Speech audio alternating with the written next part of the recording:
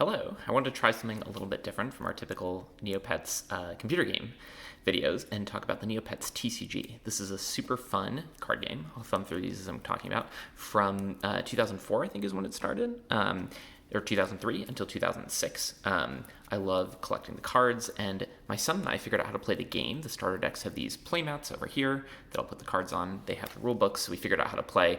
It's really fun to build decks. Kind of unlike other TCGs that are out there, the game is not quote-unquote solved. Like, it's really hard to find old decks, especially old decks from the latter sets. So we just invent decks on our own. I guess mostly myself. My son's still too young, but then he play tests them with me. So we've tried to build better and better decks over time, but I also try to build a whole set of decks that I call budget decks, just cheaper cards, easier to get, not a lot of holographic rares, not a lot of cards from the latter sets. So I want to first show the first budget deck we built that I think still holds up pretty well. So this deck centers around a Draik. So every deck has 10 basic Neopets and 40 other cards. I won't go through all the rules here. Maybe one day we'll make another separate video on the rules. If you're interested in the game, I'd definitely check out the rulebook online. It's pretty easy to find. There might be some how-to play videos. These videos, or at least this first one, we'll see if we do more, are going to focus on the decks themselves. So the basic Neopets in this deck, 6 Draiks. I'm going to start with these. So green Draik, which is better because it's 7 and 7, and 3 blue Draik as well. These are rares from Battle for Meridell.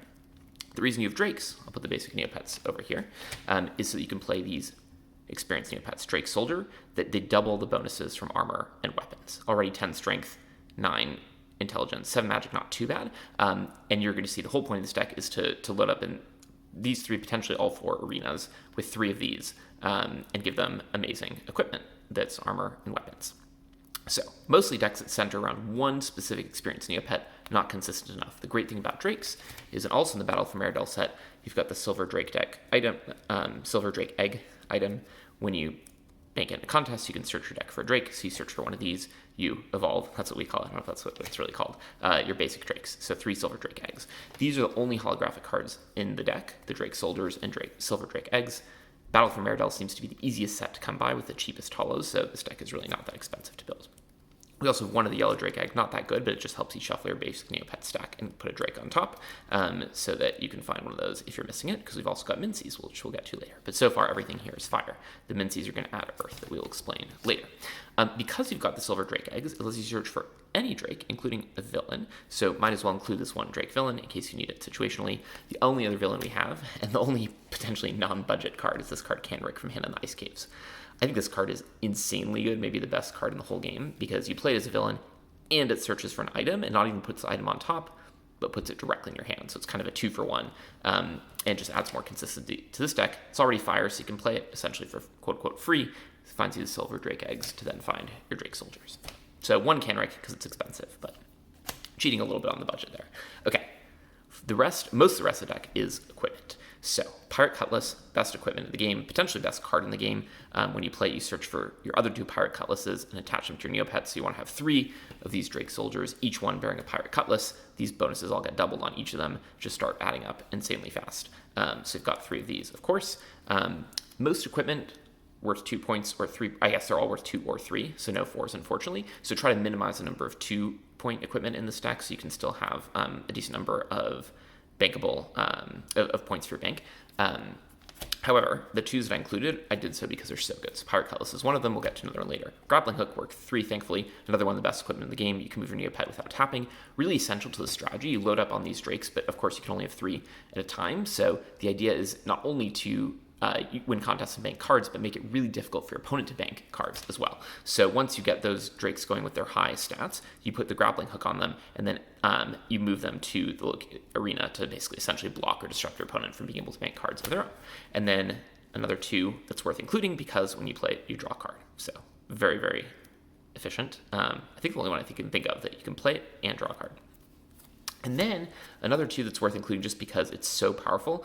When attached to a Fire Neopet, it gives an additional +2, and that +2 gets doubled. So on this, it's essentially giving +10 magic, +6 agility, and +6 strength, and +4 intelligence. 3 fire modes as well. I've got 3 of these. We actually don't have any heroes. That benefit is kind of moot, but 3 points, pretty good stats over here. And then some one-off equipments. This one, another 3. You can untap it. This one, another 3 is a situational use. Another 3, that's not that good. And then I included a few 2s that could be really good situationally just to really power up your Neopets. So if they have a deck whose strategy is focused on one particular arena, this would give plus 12 to your Drake. Again, if it's got the Drake Soldier, this would give plus 12 to strength.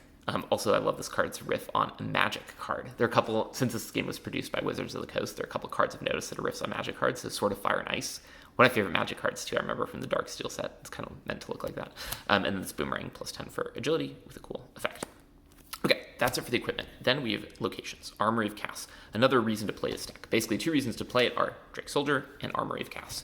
If it's in the strength arena, you can play equipment without tapping. So powerful. However, I only have 2 of these. I found that 3 kind of clogs up the deck. You can only put it in the strength arena, so of course you can only have 1 out at a time. It's really good when you get it, but the deck doesn't need it to work, so I've narrowed it down to 2. Okay, we're going to take a slight detour, go back to basic Neopets, because I've included 4 Mincies, 3 orange, 1 yellow. Just difference in stats here. Because I want to play some Earth cards. So first, benefit of the Mincies is that you can do Mincie Inventor as an experienced Neopet. When you bank an equipment with it, you draw a card. So of course, not nearly as strong as a Drake Soldier in terms of the bonuses, but sometimes I found in games it's worth having 2 Drake Soldiers out and one of these Mincie Inventors, if you can find them, to keep up your card advantage. The reason we play that is for put on display. You can bank an equipment that's in play right away. I found that, so there's 3 of these, found that it's pretty good to save these towards the end of the game, because of course, once you bank the equipment, you're no longer benefiting from having it in play. You've had to tap a Neopet to play it. So this card is not efficient, right? You've already tapped a Neopet to play the equipment costs a card, this costs another card just to bank it. However, if you can save a couple of these up towards the end of the game and just win in one fell swoop, that's when it's good. And then I have 2 copies of Alchemy. I used to have 3, not even sure if it should have any because it's not quite efficient, right? So what it does, you have to tap the Earth Neopet, that essentially costs 1 card in my calculations, play this, which costs a card, and then if you discard an equipment worth 3, you draw 3 cards. So you've basically spent 3 to draw 3, but could be a good way to cycle. And then one of these Scarl's Orders also help with card draw. It is from an expensive set hand in Ice Caves, but only an uncommon. So in summary, I'll try to organize these cards into piles of the different types that we have going on here. Here we've got our basic Neopets, Mincies and Drakes, our experienced Neopets centered around the Drake Soldier. These items, Drake Eggs to find them, Armory of Cass, these Something Has Happened cards, one of these quests, and then tons and tons of equipment. So this deck is strong. Again, strategy, use the silver Drake Eggs, or you can even use, where are the villains? Gotta be the villains. Canrick to find silver Drake Egg, to find your Drake Soldiers, get 2 or 3 of them out at once. As soon as you can, load them up with equipment, but in particular grappling hook, so you can move them around defensively to stall your opponent. Start banking the 3 equipments if you can, and then once you have a couple of these cards save up, just win the game in 1 turn. Anyway, I hope you enjoyed the deck tech video. Definitely interested in making more of these. We've got, I think at this point, 8 different Neopets decks that I think are all reasonably good. So can certainly keep making more of these videos. If you're interested in building this deck, hopefully you should be able to obtain these cards in a way that's not too expensive, and I hope you enjoy.